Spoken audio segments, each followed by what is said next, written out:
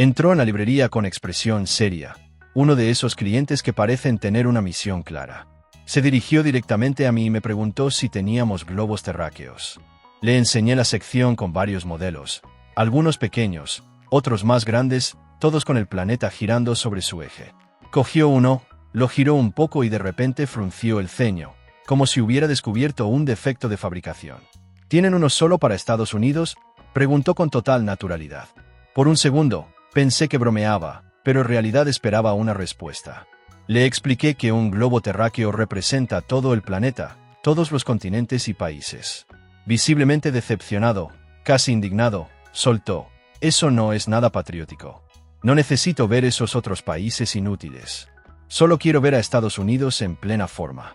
Guardó el globo como si fuera un objeto defectuoso y salió de la tienda, murmurando que el mundo debería mostrar más respeto por el consumidor estadounidense. Toda la escena parecía sacada de una comedia, pero era real. Para él, el planeta solo tenía sentido si encajaba en territorio estadounidense. En Londres, frente al famoso Tower Bridge, una pareja de turistas estadounidenses discutía a gritos. El marido señalaba el puente con el móvil en la mano, comparándolo con las fotos que había guardado. «Esto está mal. No se parece nada a las fotos. ¿Dónde están las casas, las tiendecitas en lo alto del puente? Lo han hecho todo mal». Su mujer asintió, diciendo que probablemente habían renovado el puente y arruinado su encanto original. El problema es que estaban confundiendo el Tower Bridge con el antiguo London Bridge, que no existe en su estado original desde hace siglos. Allí estaban, frente a uno de los monumentos más reconocibles del mundo, insistiendo en que los británicos habían arruinado su propio puente, con los años. Incluso comentaron que en Estados Unidos, si renovaban un monumento y cambiaban su apariencia, la gente jamás lo aceptaría. Los guías cercanos se miraron, pero nadie tuvo el valor de interrumpir su espectáculo privado. Para ellos, Londres había cometido el crimen imperdonable de no estar a la altura de la memoria colectiva estadounidense, basándose en un puente que ya no existía. En la mesa familiar, una mujer estadounidense relató con entusiasmo su reciente viaje a México. Describió cómo los perros que conoció allí eran superinteligentes e incluso entendían español. Según ella, todos los animales nacen sabiendo inglés, pero al viajar a otros países, aprenden el idioma local para adaptarse. Hablaba con la convicción de quien expone una teoría científica. Un primo intentó explicar que los animales no hablan el lenguaje humano, sino que responden a estímulos, sonidos y tonos de voz. Ella no se inmutó. No entiendes. Le dije: «Siéntate», a un perro en Cancún y no me escuchó. Pero cuando escuchó a su dueño decir: «Siéntate», se sentó de inmediato. Aprenden el idioma local, igual que los inmigrantes. Toda la mesa estalló en carcajadas, pero ella se ofendió y repitió que nadie respetaba la inteligencia estadounidense para observar el mundo. Para ella, la prueba de que los perros nacen bilingües ya estaba dada, y el resto era envidia de quienes no habían tenido la misma revelación espiritual. En el Vaticano, durante una visita guiada, un grupo de turistas quedó fascinado por la grandeza de la Basílica de San Pedro. Entre ellos, una mujer estadounidense levantó la mano y preguntó al guía con total seriedad: «Entonces, ¿quién es el rey aquí? ¿Y dónde está la princesa?». El guía tardó unos segundos en procesar la pregunta, antes de confirmar que había entendido bien. Continuó con impaciencia: «Toda esta riqueza, estas joyas, esto es claramente un castillo. Debe haber un rey. Y toda corte necesita una princesa». El guía explicó con calma sobre el Papa, la estructura de la Iglesia Católica y los cardenales, pero ella lo interrumpió, diciendo que estaba confundida. «Pero si el Papa es el rey, ¿dónde está la reina? Y si no hay reina, ¿cómo funciona la sucesión? ¿Quién es el heredero?». Los demás turistas intentaron contener la risa, y algunos incluso susurraron que parecía un programa de televisión disfrazado de tour cultural. Para ella, el Vaticano era simplemente otro escenario de cuento de hadas mal organizado, y el hecho de que no hubiera ninguna princesa parecía un grave fallo de gestión. Mi compañero de trabajo tenía una convicción inquebrantable. Creía que era posible engañar al sistema del coche. Afirmaba que si se conducía marcha atrás, el odómetro retrocedía, disminuyendo el kilometraje y, por lo tanto, aumentando el valor de reventa. Pasó un sábado entero concentrado en este descubrimiento científico. Se subió al coche, puso marcha atrás y condujo de un lado a otro por el largo camino de entrada a la casa de su familia, kilómetros y kilómetros, convencido de que se estaba haciendo rico. Con cada pausa, miraba ansiosamente el salpicadero, esperando ver disminuir la cifra mágica.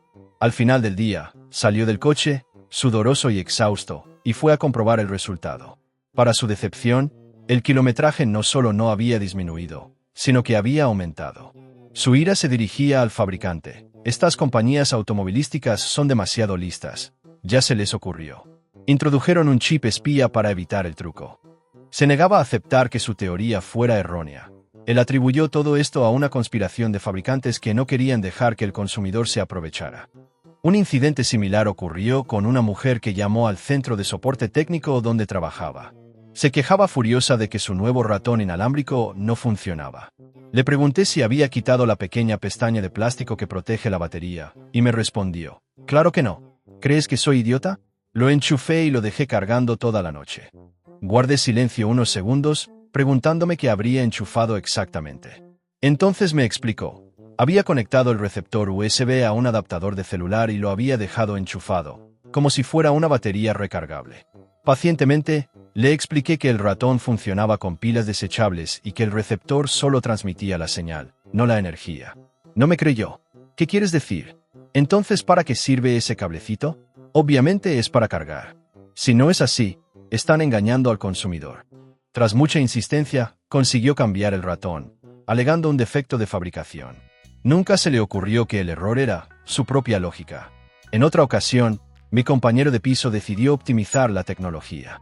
Echó agua en la tetera eléctrica, pulsó el botón de encendido y, para acelerar el proceso, la puso en la estufa, subiendo el fuego al máximo. Cuando llegué a la cocina, el olor a plástico quemado inundó el aire. Me dijo con calma: «Estoy acelerando el proceso, hervirá más rápido. Doble potencia, electricidad y gas a la vez». El fondo de la tetera ya se estaba derritiendo, pegado a la estufa, y él no parecía darse cuenta. Cuando la base empezó a deformarse por completo, se indignó. «¿Qué diseño tan malo?» No duró ni media hora en la estufa. Intenté explicarle que era un electrodoméstico, diseñado específicamente para evitar la estufa. No le convenció. «Es una estupidez del fabricante. Si fuera en Estados Unidos, ya habrían hecho una tetera híbrida, con fuego y electricidad». Terminó culpando a los ingenieros vagos, mientras toda la cocina apestaba a plástico derretido. También había un hombre en el grupo de amigos que tenía su propia explicación de los fenómenos naturales. Según él, el viento no se debía a las diferencias de presión atmosférica ni a las corrientes de aire. Era simple. El viento existía porque los árboles mecían sus ramas. «Miren», dijo, señalando un bosque en un día ventoso. «Las ramas se mueven, aparece el viento. Cuando los árboles se quedan quietos, no hay viento en absoluto». Esta absurda teoría se convirtió en un grito de guerra ambiental. Argumentaba que era necesario plantar más árboles, no para obtener oxígeno ni sombra, sino para generar viento artificial y enfriar el planeta. Es la solución al calentamiento global. El problema no es la contaminación, es la falta de viento. Necesitamos más árboles para sacudir el mundo entero. Hablaba como si fuera un científico revolucionario, completamente inconsciente de que estaba confundiendo causa con efecto. Lo más curioso era su confianza. Realmente creía haber encontrado la explicación que la ciencia mundial había ocultado durante décadas. Y, por supuesto, el cliente de la tienda de electrónica no podía faltar. Estaba examinando un televisor de última generación, preguntando si era HD. Confirmé que sí. Entonces hizo una pregunta que casi me hizo reír a carcajadas. «Vale, pero los píxeles vienen incluidos o tengo que comprarlos aparte». Pensé que bromeaba, pero su expresión era seria. Le expliqué que los píxeles no eran accesorios, sino parte de la pantalla. Continuó con recelo. «Vale, pero sé cómo funciona. Estas empresas siempre venden las cosas a mitad de precio. La pantalla está, pero los puntos de color deberían cobrarse aparte. Como una aplicación que se descarga gratis, pero hay que pagar extra para desbloquear las funciones». Fue imposible convencerlo. Salió de la tienda creyendo que había descubierto un fraude global y que estábamos intentando engañar al público vendiendo televisores sin píxeles como parte de una gran conspiración. Una noche, en la marisquería donde trabajaba, una clienta pidió calamares con total confianza. Cuando llegó el plato, unas preciosas anillas de calamar doradas, crujientes y empanizadas, me llamó inmediatamente, visiblemente indignada. «Señor, pedí calamares, y me trajo esto. Eso es calamar». «Pedí cebolla». Intenté explicarle con calma que los calamares eran en realidad calamares fritos, que el plato era tradicional del Mediterráneo y que nunca, en ningún lugar, calamares significaba cebolla. Pero no lo aceptó. No, no, no. Como calamares en todos los restaurantes estadounidenses, y siempre son anillas de cebolla. Lo que trajo es una estafa. Insistió en que la estábamos estafando, sirviéndole calamares baratos en lugar de un plato de cebolla premium. Su marido, de pie junto a ella, negó con la cabeza como si hubiera descubierto una gigantesca trama internacional de restaurantes conspirando para intercambiar ingredientes. Al final, rechazó el plato, exigió un descuento en la cuenta y se fue diciendo que nunca más volvería a poner un pie en ese lugar de tramposos. Otro clásico malentendido gastronómico ocurrió en París, cuando una turista estadounidense entró en una quesería tradicional. Al ver un trozo de queso Roquefort, señaló con disgusto y exclamó en voz alta: «Ese queso está podrido. Míralo, está cubierto de moho. ¿No te da vergüenza venderlo? Podría matar a alguien». El dueño de la tienda, un francés de mediana edad con orgullo nacional, intentó explicar en un inglés deficiente que el moho azul era la esencia del queso, madurado en cuevas especiales con hongos específicos que le daban su sabor único. Pero fue en vano. La mujer insistió: «En mi país, tiramos la comida cuando aparece moho. Se llama higiene. Deberías aprender un poco sobre seguridad alimentaria». Salió furiosa, sin comprar nada, murmurando que Francia era un país de comida caducada y normas laxas. La pobre vendedora se quedó entre sorprendida y ofendida, mientras los parisinos de la tienda la miraban como si hubiera insultado a la Torre Eiffel. En Berlín, la escena no fue menos embarazosa. Un estadounidense entró en una panadería tradicional y pidió un pretzel. Cuando el sonriente dependiente le entregó el clásico pretzel retorcido con granos de sal gruesa, el turista lo miró y dijo: «No, lo quiero sin sal. La sal es demasiado fuerte. Y tienen aderezo ranch para acompañarlo». El silencio en el mostrador fue absoluto. ¿Aderezo ranch en un pretzel alemán? El dependiente, sin saber si era una broma, intentó explicar que el pretzel se había servido así durante siglos y que era parte de la tradición. Pero el estadounidense insistió: «En Estados Unidos, como pretzels en el centro comercial y siempre vienen con aderezo ranch. ¿Cómo es que no tienen eso? ¿Qué clase de panadería es esta?». Parecía genuinamente confundido al no encontrar el estándar estadounidense en una panadería berlinesa, como si toda Alemania no estuviera a la altura de sus expectativas. Se fue con una mirada de decepción en su rostro, como si pensara: «Estos europeos todavía tienen mucho que aprender de nosotros». Pero quizás la historia más absurda proviene de un joven que creía haber encontrado la fórmula perfecta para una vida sana, sin comer jamás verduras. Afirmaba con orgullo que solo tenía que sustituir los alimentos del mismo color. «Es sencillo», explicó, «cada color tiene un nutriente. Si como un caramelo verde, es como comer brócoli. Una gominola naranja sustituye a una zanahoria. Y si bebo refresco de naranja, ya estoy cubriendo mis vitaminas». Hablaba con tanta convicción que parecía revelar un secreto de nutrición avanzada que los médicos ocultaban.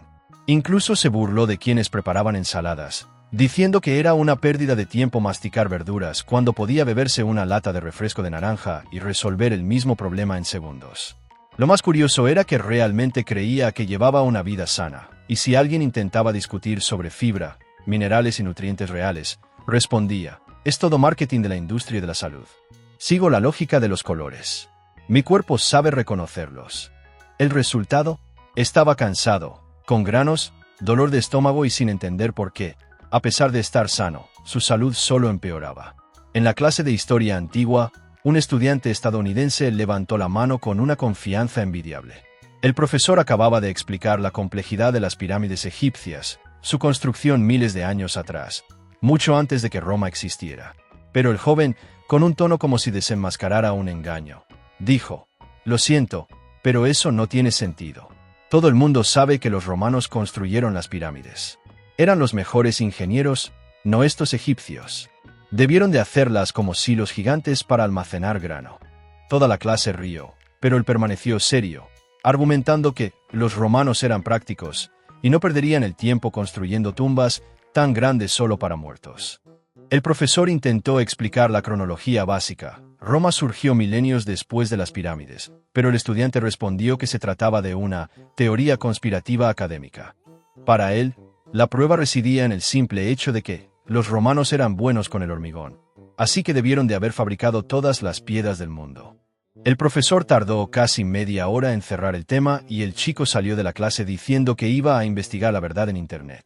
En Pompeya, Ante las figuras petrificadas en ceniza, un turista estadounidense observó los moldes de los cuerpos de las víctimas de la erupción del Vesubio. Negó con la cabeza asombrado y le comentó a su esposa: «Es increíble cómo estas personas posaron como estatuas antes de la explosión. Debieron saber lo que iba a pasar y se quedaron allí, cada uno en una postura dramática. Es como una representación, ¿verdad?».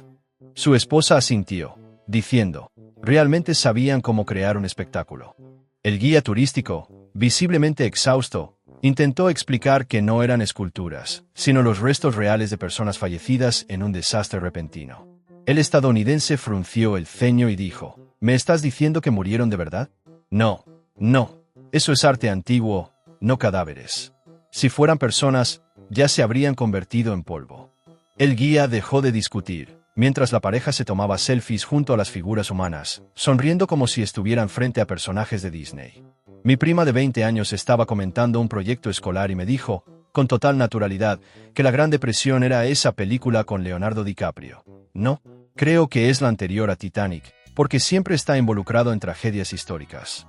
Me reí, pensando que era una broma, pero pronto me di cuenta de que realmente lo creía. Le expliqué que la Gran Depresión había sido una crisis económica devastadora en la década de 1930, con hambre, desempleo y pobreza. Me interrumpió. ¿Pero qué quieres decir con una crisis? ¿No era una película? Incluso hay un triste póster en blanco y negro que aparece en Google. Insistí en que era un hecho histórico y no una película de Hollywood, pero se mantuvo firme. Así que está basada en hechos reales, como Titanic. Para ella, el pasado solo existía si se había convertido en una superproducción. La historia, en su mente, era solo un guión cinematográfico.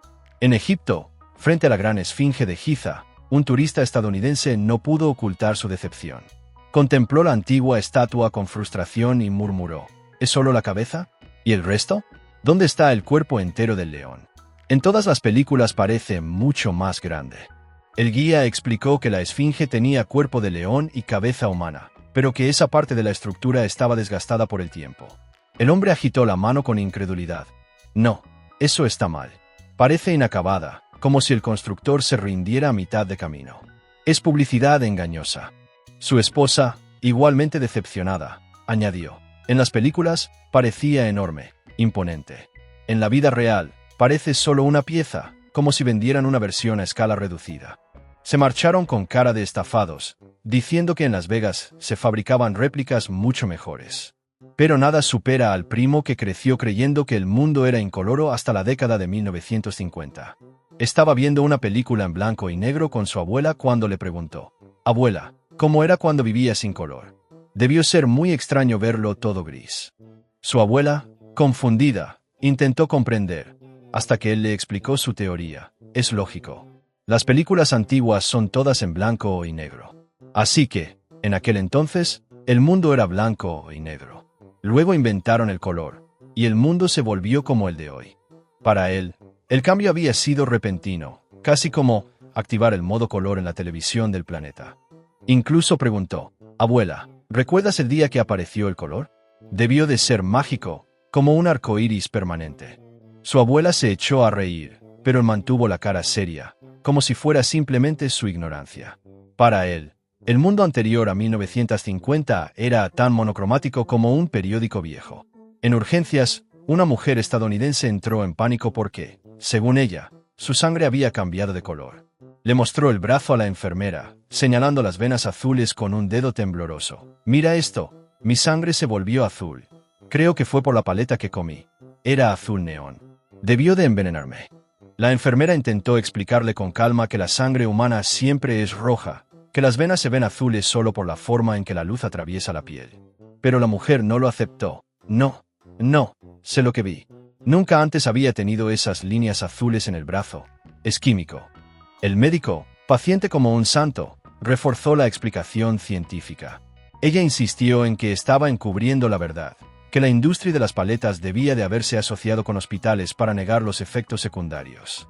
Se marchó diciendo que buscaría una segunda opinión en línea, como si ahí encontrara respuestas más fiables que en la medicina.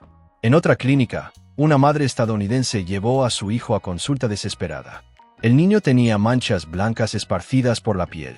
Antes de que la doctora pudiera siquiera examinarlo, anunció: «Es varicela inversa».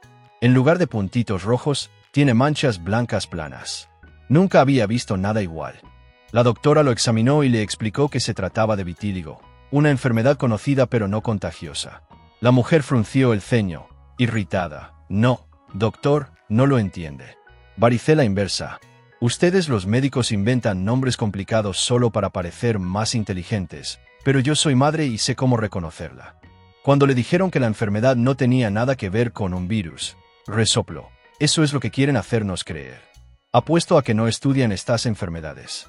Se marchó quejándose de que la medicina no tomaba a las madres en serio y advirtió que compartiría su descubrimiento en grupos de Facebook. Un joven estadounidense terminó una relación de forma extraña. Miró a su novia y, con expresión preocupada, le dijo: «No puedo salir con una Géminis». Eso es básicamente engañarla. Ella se rió, pensando que bromeaba, pero él continuó: «Tienes 2 personas en tu cuerpo. Nunca sé con quién estoy hablando. Es injusto, es como si estuviera saliendo con 2 personas a la vez». No se refería a la metáfora de la doble personalidad, sino que creía, literalmente, que los nacidos bajo el signo de Géminis tienen 2 entidades. Incluso preguntó: ¿dónde está la otra persona? ¿Es invisible? Duerme mientras me hablas. Cuando su novia intentó explicarle que solo era astrología, él respondió con seriedad: «No, es ciencia antigua, tienes que respetarla». Terminó la relación, alegando que no quería complicar tu vida amorosa con duplicidad. El detalle más aterrador: estudiaba enfermería. En una tienda de mascotas, una mujer estadounidense entró exigiendo un producto inexistente. «Tienen agua hipoalergénica para perros». La dependienta, confundida, le preguntó a qué se refería. La mujer explicó con convicción: «Mi perro es alérgico al agua del grifo. Tose después de beber. Necesito una versión especial, sin químicos». Intentaron explicarle que lo que ella describía era imposible, que el problema podría ser el cloro, los metales pesados o incluso el envase de plástico. Pero ella la interrumpió: «No, es solo alergia al agua. Lo leí en un foro». Rechazó las sugerencias de filtros o agua mineral y se fue indignada. «Sé que ya la venden en algún sitio. Se han quedado anticuados». La dependienta se preguntaba cómo explicarle al mundo que el agua es solo agua. En una oficina, un hombre estadounidense empezó a quejarse de dolor de cabeza. Un compañero le ofreció ibuprofeno, pero lo rechazó rotundamente. «No puedo. Mi horóscopo me dijo que evitara los químicos artificiales esta semana. Soy Libra, y las estrellas están en contra de ese tipo de medicamentos». Intentando ayudarlo, el compañero le explicó que solo era un antiinflamatorio común, pero él continuó: «No lo entiendes, es energía cósmica. Si tomo esto, me desviaré de mi signo y atraeré cosas peores». Prefirió sufrir, con los ojos entornados y la mano en la frente, convencido de que seguir las órdenes del zodiaco lo protegería. Al final del día, se fue, murmurando que el dolor era parte de la alineación planetaria. Un supermercado estadounidense presenció una escena absurda. Un hombre apareció en la caja con un carrito lleno de comestibles por un total de unos $150. A la hora de pagar, sacó un billete de lotería aún sin raspar del bolsillo y lo colocó triunfalmente en la cinta transportadora. «Esto vale $50,000. Así que quíteselo y deme el cambio». El cajero intentó explicarle que un billete solo tiene valor si gana, e incluso entonces debe canjearse oficialmente. Pero insistió, tamborileando con el dedo sobre el papel: «No lo entiendes, el valor está aquí, es potencial. Si lo raspo ahora y gano, te arrepentirás de no haberlo aceptado. Es prácticamente dinero en efectivo». Llamaron al gerente, quien también intentó explicarles, pero el hombre alzó la voz: «No tienes visión. El comercio moderno necesita innovar. Aceptar activos futuros. Ese es el futuro de la economía». Al final, fue escoltado hacia la salida por personal de seguridad que gritaba que era víctima de censura financiera. En una tienda de artículos para el hogar, una clienta devolvió una vela que había comprado unos días antes. La empleada le preguntó por qué la había devuelto, y la mujer respondió indignada: «Se quemó por completo. Está defectuosa. La compré para iluminar la casa y simplemente se agotó. No debería agotarse, es una vela». La dependienta explicó que así es exactamente como funciona una vela: da luz mientras arde, pero se consume de forma natural. La mujer se cruzó de brazos y dijo con firmeza: «Esto es obsolescencia programada. Las empresas fabrican velas para que se agoten a propósito y nos obliguen a comprar más». El gerente intentó argumentar que las velas llevan milenios existiendo así, pero la clienta replicó: Bueno, deberían evolucionar. Estamos en el siglo XXI y todavía venden productos desechables. Se marchó, prometiendo denunciar la tienda a Procon por fraude de luz. En un gimnasio de Estados Unidos, una mujer exigió un reembolso porque, según ella, el servicio no funcionaba. Llevo un mes viniendo y no he perdido ni un gramo. Esto es publicidad engañosa. El gerente le preguntó por su rutina de ejercicios. Ella respondió con naturalidad, solo uso la sauna. Todos los días, 1 hora. No quiero sudar en estas máquinas tan feas. Vine aquí a perder peso, no a sufrir. El gerente explicó que la sauna ayuda con la pérdida temporal de líquidos, pero no sustituye el ejercicio físico. La clienta se irritó. Entonces debería advertir a la gente que el gimnasio no ayuda a perder peso. Engaña a la gente para que pague mucho. Esto es un fraude. Exigió un reembolso, alegando que la sudoración pasiva por sí sola no daba resultados. Cuando el gerente se negó, se fue, acusando al gimnasio de ser una mafia del fitness. En el Louvre de París, un turista estadounidense se quejaba a gritos a su esposa mientras caminaban por los pasillos. Esto es absurdo. ¿A quién se le ocurrió esconder la Mona Lisa al fondo? Pasamos kilómetros por delante de estas pinturas aburridas, solo para ver una pequeña al final. Su esposa asintió, refunfuñando que el museo debería respetar el tiempo de los turistas. Cuando por fin llegaron a la famosa sala, él refunfuñó aún más. Mira esto, apenas se ve con tanta gente delante. Deberían ponerlo justo en la entrada, para que podamos sacarnos una foto e irnos. ¿Para qué hacernos pasar por toda esta porquería? A su alrededor, turistas franceses y de otros países observaban con incredulidad, pero el estadounidense seguía convencido de que el arte era solo un obstáculo para un selfie. En el Mar Muerto, en Israel, un turista estadounidense flotaba maravillado hasta que de repente llamó al guía con una pregunta que hizo reír a todo el grupo. Explícame algo, ¿qué clase de máquina antigravedad pusiste en el fondo del lago para evitar que nos hundiéramos? Debe de gastar mucha energía, ¿verdad? Por eso las facturas de la luz son tan altas. El guía, acostumbrado a preguntas raras, intentó explicar pacientemente que la flotabilidad se debía a la altísima salinidad del agua. No. La sal no flota. Ya me caí al mar en Miami y no me pasó eso. No. Hay un truco. Has construido este parque temático con tecnología alienígena y nos lo estás ocultando. El hombre parecía creer de verdad que había algún tipo de motor secreto bajo el lago, controlado por el gobierno israelí, para ofrecer un espectáculo a los turistas. En Jerusalén, un estadounidense observaba unas ruinas históricas y meneaba la cabeza con desaprobación. Estos castillos están mal construidos. ¿Cómo pueden dejar que un sitio tan patrimonial se derrumbe? En Estados Unidos, ya lo habíamos renovado todo y habíamos puesto un Starbucks en la entrada. Aquí, parece que los constructores se dieron por vencidos a mitad de camino. El guía explicó que se trataba de ruinas con miles de años de historia, preservadas precisamente para mostrar lo que fueron. Pero el turista no estaba convencido. La historia es historia, pero a los turistas les gusta la comodidad. Deberían reconstruirlo bien, poner un ascensor, aire acondicionado y ya está. Así atraería a más gente. Tal como está, parece un proyecto chapucero. Su esposa añadió, sí, y en TripAdvisor nadie te dice que todo está roto. Durante un vuelo a Nueva Zelanda, un pasajero estadounidense llamó a la azafata con expresión seria. Señorita, ¿puedo preguntarle algo al piloto? ¿Puede volar una ruta sin sobrevolar el océano? Me da miedo el agua. La azafata, incrédula, intentó explicarle que no había forma de llegar a una isla en medio del Pacífico sin sobrevolar el mar. Pero él insistió. Mire, no hay necesidad de tomar atajos. Si vuela en aguas poco profundas, eso ayudará. Cerca de la costa, no sé. Evite la parte profunda, que es más peligrosa. El mapa a bordo mostraba claramente la ruta sobre miles de kilómetros de mar abierto, pero el hombre seguía convencido de que existía una ruta aérea alternativa, tal vez sobrevolar montañas invisibles en el océano. La azafata simplemente sonrió y dijo que le pasaría la solicitud al piloto, lo que alivió al estadounidense. En un parque nacional de Estados Unidos, un visitante estadounidense se acercó a un guardabosques enojado. Llevo 1 hora parado frente a este letrero y no he visto ni un solo oso. Deberían hacer su trabajo. ¿Cómo se supone que los osos van a saber que este es su lugar si no hay comida cerca? El letrero en cuestión lo decía claramente. No alimentes a los osos, no alimenten a los osos. El hombre lo interpretó como una señal que indicaba dónde debían verse los animales, como en un zoológico. Si la señal dice que no los alimenten, debería haber osos. Y si no, Es publicidad engañosa. Pagué la entrada esperando ver al menos uno. El guardia intentó explicar que los osos son animales salvajes y que el propósito de la señal era proteger tanto a los animales como a los turistas. El hombre se fue quejándose. Entiendo lo de un zoológico malo, pero ¿un parque sin animales? Nos están robando.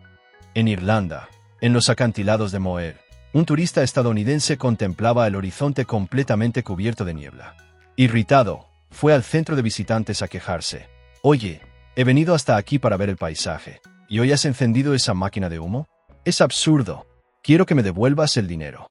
El empleado, confundido, le preguntó de qué máquina hablaba. Esa de ahí. Ese vapor blanco que no deja ver nada.